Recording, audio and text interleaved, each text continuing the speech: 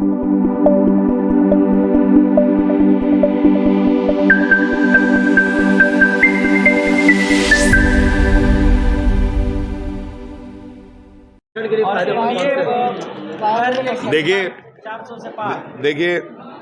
प्रधानमंत्री जी आज के समय में विभिन्न गारंटियों की बात कर रहे हैं, लेकिन पुरानी गारंटियों को भूल गए। जिस तरीके से गवर्नर हाउस से ओबीसी का बिल जो विधानसभा से पारित हुआ वो वापस आता है, इस गारंटी की बात कौन करेगा? 15 लाख हर के खाते में, इस गारंटी की बात कौन करेगा? 2 लाख युवाओं को हर साल रोजगार, इस गारंटी की बात कौन करेगा? ओल्ड पेंशन की गारंटी की बात कौन करेगा? झारखंड में पारा शिक्षकों की गारंटी की बात कौन करेगा? 70,000 पुलिस कर्मियों की सीपीएल की गारंटी की बात कौन करेगा? ये सब गारंटियों की बात जिसने की उसको प्रधानमंत्री ने जेल भेजने का काम कर दिया। और झारखंड के मूलवासी और आदिवासी के कहीं ना कहीं जन भावनाओं के साथ बीजेपी ने खिलवाड़ किया। और प्रधानमंत्री जो धनबाद दौरा पे आए हैं और जो वो सौगात देने की बात कर रहे हैं, उसका स्थापना किसने किया? चाहे वो बीटीपीएस प्लांट का जो मेरे विधानसभा में है, उसमें भी आज उद्घाटन करने जा रहे हैं। बीटीपीएस प्लांट जवाहरलाल नेहरू जी ने दिया, सीटीपीएस प्लांट जवाहरलाल नेहरू जी ने दिया। झारखंड का दोनों जो सबसे बड़ा प्लांट है वो जवाहरलाल नेहरू जी की देन है।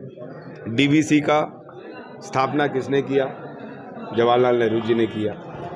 तो प्रधानमंत्री जी कांग्रेस के दिए हुए चीज़ों को या फिर बेच के सौगात देते हैं हिंदुस्तान को, या फिर उन्हें एनपीए में डालकर वापस सेंट्रल का पैसा देकर उसी इंफ्रास्ट्रक्चर को बेस बनाकर वो काम करते हैं।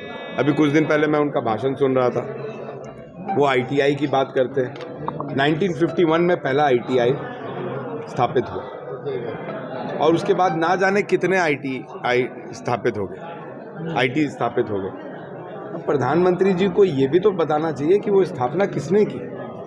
एम्स, आखिर एम्स का बुनियाद किसने रखा, ये सब प्रधानमंत्री जी नहीं बता रहे। ठीक है, लेकिन हर जो प्लांट जो है उसका तो शिलान्यास भी मोदी जी ने किया था और आज उद्घाटन भी कर रहे हैं। झारखंड के लिए तो ये अच्छी बात है ना, देश के लिए।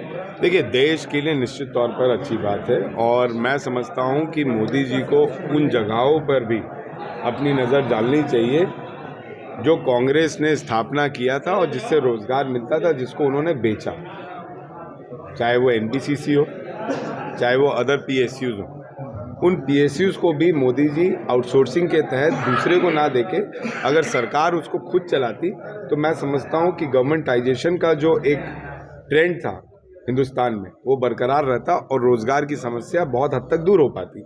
आज आप कोल इंडिया को ले लीजिए, 940 के तहत जो मेडिकल अनफिट का मामला है, जो मेडिकल अनफिट के तहत उसकी माँ को या उसके पिता को नौकरी मिलता है या फिर माँ बाप की जगह पे बेटे को नौकरी मिलता है, आज 8 साल हो गया। जेबीसीसीआई ने उसे पारित किया और जेबीसीसीआई ने पारित करने के बाद ना जाने कितने वर्षों से माँ के जगह पे बेटा को, बाप के जगह पे बेटा को नौकरी मिल रहा है जो मेडिकल अनफिट थे। 8 साल से बिना कोई लेटर के उसे बंद कर दिया गया। आज हम सीएमडी चेयरमैन से सवाल उठाते हैं, वो बोलते हैं कि नहीं, हमें तो सरकार से मना है कि हम 940 को लागू नहीं कर सकते। तो मेडिकल अनफिट के तहत आज कोल इंडिया की जो कुल संख्या है वो 1,75,000 एम्प्लॉय की है। अगर मेडिकल अनफिट बंद नहीं होता तो मैं समझता हूँ ये कोल इंडिया की जो संख्या है ये करीबन 4.5 लाख से ऊपर होती। तो कहीं ना कहीं गवर्नमेंटाइजेशन ही को तो ख़त्म किया जा रहा है। एक टाइम आएगा आने वाले 10 साल में कोल इंडिया के एम्प्लॉय 1 लाख से भी कम हो जाएंगे। जब 1 लाख से भी कम आ जाएंगे तो वो नॉर्मल पीएसयूज के दायरे में आ जाएगा, तो फिर उसे भी वो आउटसोर्स कर देंगे। अभी तो माइंस को कर रहे हैं, कल कंपनीज को करेंगे, CCL, BCCL, WCL, CCL, Singareni, ACCL, NCL, इनको आउटसोर्स कर देंगे। तो जो नवरत्न कंपनी जिसको माना हम लोग ने, उसके बारे में कोई ख्याल नहीं रखा जा रहा है। आप धनबाद जा रहे हैं, धनबाद जाइए, लेकिन धनबाद में बीसीसीएल का जो हाल है, बीसीसीएल अपने एम्प्लॉयज़ को सैलरी नहीं दे पा रही है। बीसीसीएल को कोल इंडिया से लोन लेना पड़ रहा है। साइड में जो सब्सिडरीज है, चाहे वो ईसीएल हो, चाहे वो सीसीएल हो, चाहे वो सीएमपीडीआई, उससे लेना पड़ रहा है। तो मैं समझता हूँ कि इन पर भी प्रधानमंत्री को ध्यान देना की जरूरत है। उनका कहना है कि बेटे को बाप की चिंता होती है, लेकिन बाप वो महान होता है जिसको बेटे की समस्या को पहले से मालूम हो। और मोदी जी तो हिंदुस्तान के प्रधानमंत्री हैं और चंपई सोरेन जी राज्य के मुख्यमंत्री हैं, तो पिता वो हुए कि चंपई सोरेन जी? मंगल जी, जन सरोकारों की सरकार है। समाज के अंतिम पावदान तक खड़े व्यक्ति को सरकार का लाभ पहुंचे, इसका प्रयास रहता है। 100 यूनिट बिजली की शुरुआत हमारे घोषणा पत्र में भी थी और उसको हेमंत बाबू ने लागू किया।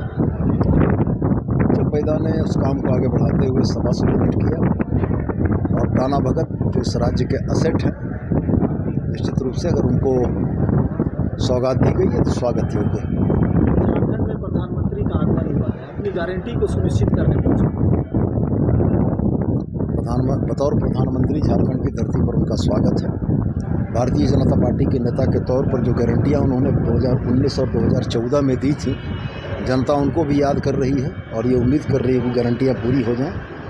लेकिन हमको लगता है कि वो गारंटियां नहीं पूरी हुई हैं। 2 करोड़ नौकरियों की बात थी, 15 लाख खातों में बात थी, 2022 तक सबके घरों पर पक्के मकान की बात थी, 2022 तक किसानों की आमदनी पूरी होने की बात थी।